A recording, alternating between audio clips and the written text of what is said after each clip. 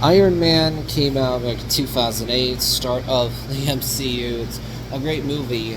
After that, several Marvel and in one case DC film has come out that are pretty similar to Iron Man. First of all, you had the original Ant-Man film. It is pretty reminiscent of Iron Man because there's also a evil businessman villain. There's a transfer of power within a company. There's somebody who once was in charge of the company, but they're not anymore, and thus the evil businessman ends up being in charge of the company for a time. The evil businessman makes a weaponized version of our hero's suit, faces off against them in the third act, or throughout the movie, really.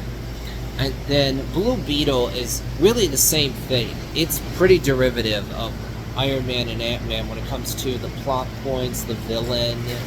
You also have big tech company that's trying to make weapons. There's a transfer of power where someone feels slighted and thus they go full psycho. They're looking for some piece of technology, or they reverse engineer the hero's suit to make a more weaponized version of it.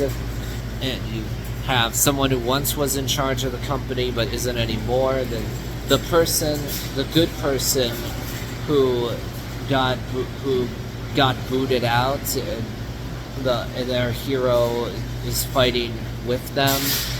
Then you look at Doctor Strange, and that movie's pretty similar to Iron Man as well. Not in the same way necessarily, but think about it for a moment. Doctor Strange starts with our main hero being selfish, cold, arrogant, narcissistic jerk, but then he goes through some kind of traumatic event, which it starts him on this redemptive journey where he learns to be more humble and selfless. That's what you have in Iron Man as well.